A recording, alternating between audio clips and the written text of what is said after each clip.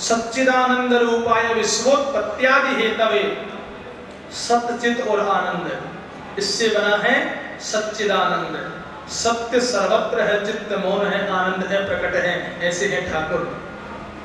हमारे यहाँ प्रणाम करने से पहले उनका पूरा बताया जाता है कि ठाकुर जी कैसे हैं। सच्चित आनंद है, सत्य सर्वत्र है, चित्त मौन है, आनंद है, प्रकट है।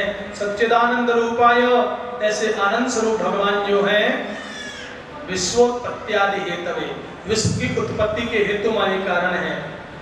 तापत्रय विनाशाय, तीन प्रकार के ताप होते हैं, आदि दैविक, आदि भौतिक और आध्यात्मिक। इन तीनों तापों का नाश करने वाले हैं। श्री कृष्णाय वयम नमः, अहम नमामि होता तो केवल मैं प्रणाम करता हूं, नहीं, वयम हम सब मिलकर के नमः प्रणाम करते हैं। ऐसे भगवान श्याम सुंदर के चरणारविंदों में नमन करते हैं। बोले श्याम सुंदर भगवान की जय। महाभारत से भागवत कथा प्रारंभ होती है। महाभारत युद्ध चल रहा था और युद्ध के अंदर एक तरफ अक्षौहिणी सेना भगवान श्याम सुंदर की और एक तरफ भगवान स्वयं श्याम सुंदर थे। बहुत समझाया दुर्योधन को भगवान कृष्ण ने, अरे दुर्योधन मान जा, भाइयों का बंटवारा 100 साल बाद मिल जाता है, तुम्हें इनके हिस्से की जमीन दे देनी चाहिए, जितना इनका बंटवारा है इनको दे दो। लेकिन है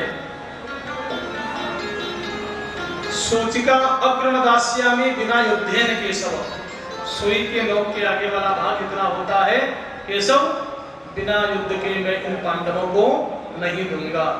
और अक्षौहिणी सेना मांगी, अर्जुन ने श्याम सुंदर को मांगा। और सज्जनों, ऐसे ऐसे वीर योद्धा कृपाचार्य, द्रोणाचार्य, अश्वत्थामा, भीष्म पितामह, जिनकी सेना में हो श्याम सुंदर की अक्षौहिणी सेना हो, सो भाई स्वयं दुर्योधन, दुशासन इत्यादि हो, वो कितने बलिष्ठ होंगे, लेकिन इधर अकेला श्याम सुंदर।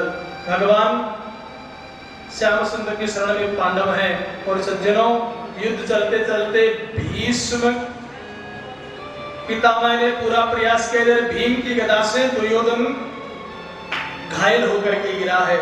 दुर्योधन का मित्र है अश्वत्थामा, उसने प्रतिज्ञा कर ली कि मैं इन पांडवों को, पांडव का वंश ही आगे नहीं चलने दूंगा। ऐसा विचार करके आज रात्रि में 5 पांडवों को मैं मौत के घाट उतारूंगा सोते हुए। और सज्जनों, श्याम सुंदर सारी बात जानते हैं। आज पांडवों को अपने स्थान पर नहीं सोने दिया, चलो भैया आज यहाँ विश्राम नहीं करेंगे, आज मेरे साथ चलो। और पांडवों को लेकर के चले गए। वहां पर द्रौपदी ने अपने 5 पुत्रों को सुला दिया और अश्वत्थामा ने सोए हुए द्रौपदी के 5 पुत्रों को मौत के घाट। देखो जी, मौत किसकी आनी थी? पांडवों की। और मरे कौन? उनके पुत्र मरे हैं। लेकिन बुजुर्गों ने कहा है, श्याम सुंदर ने स्वयं कहा आज यहाँ नहीं सोना है, आपको मेरे साथ चलना है। बड़े व्यक्तियों के कहने में बड़ा उसके पीछे रहस्य छुपा होता है। आजकल तो मानते ही नहीं है।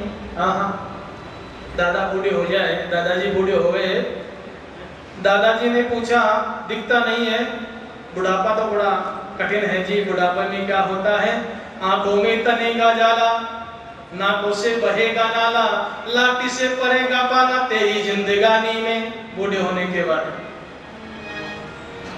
आंखों में तनेगा जाला, नाकों से बहेगा नाला, लाठी से पड़ेगा पाला तेरी जिंदगानी में।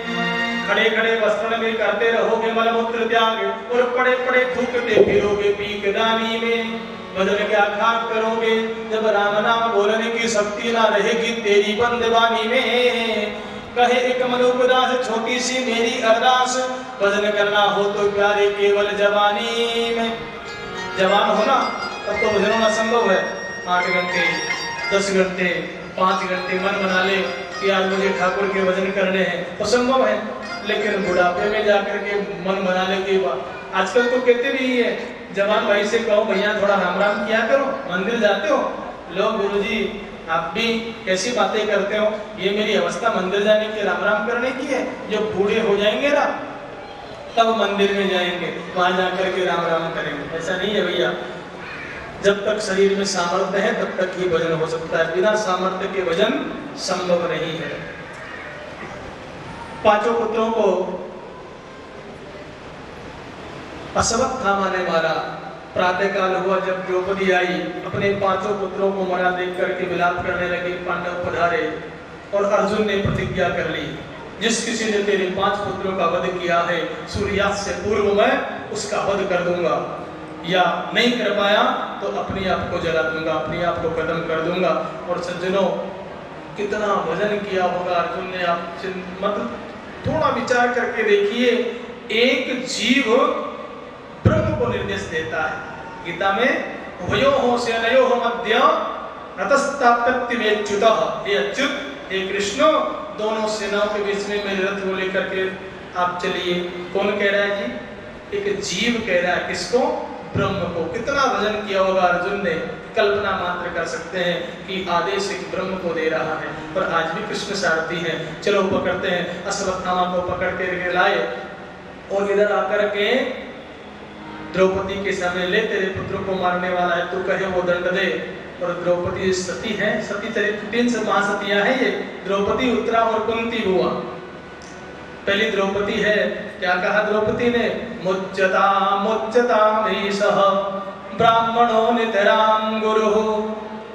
हे अर्जुन, मुच्यता मुच्यता में से छोड़ दो, इसे छोड़ दो। अर्जुन ने कहा, बावली हुई है क्या? ये तेरे 5 पुत्रों का हत्यारा है, इसे तुम्हें दंडित करने के तेरे सामने लाया हूं।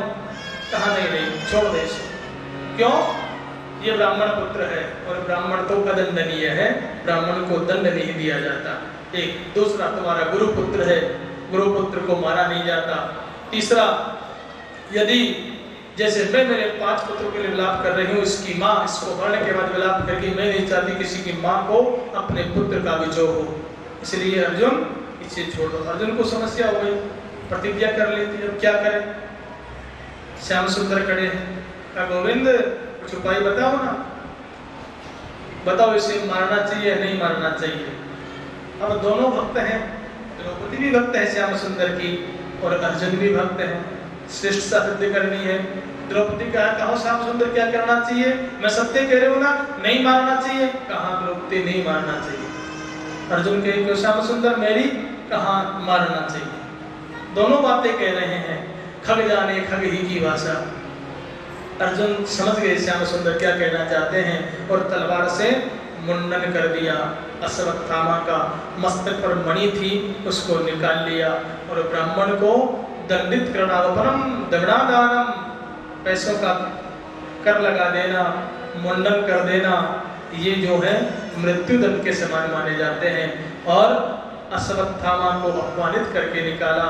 सज्जनों, अश्वत्थामा चले तो गए, लेकिन उनके मन में ज्यादा जलन हुई कि मेरा अपमान पांडवों ने मिलकर के किया है। और सज्जनों, जानते थे कि 5 पुत्र पांडवों के थे, वो 5 धराधाम से विदा हो गए। अब केवल एक ऐसा है जो आगे चल करके पांडव वंश को चलाएगा। अभिमन्यु की पत्नी उत्तरा के गर्भ में पल रहा गर्भ, और मैं इस समूल पांडव वंश को नष्ट कर दूंगा, ऐसा विचार करके अश्वत्थामा ने ब्रह्मास्त्र का संधान कर दिया जी। और ब्रह्मास्त्र उत्तरा के गर्भ को नष्ट करने के लिए आ रहा है। इधर उत्तरा दौड़ते दौड़ते भगवान श्याम सुंदर के समीप आई।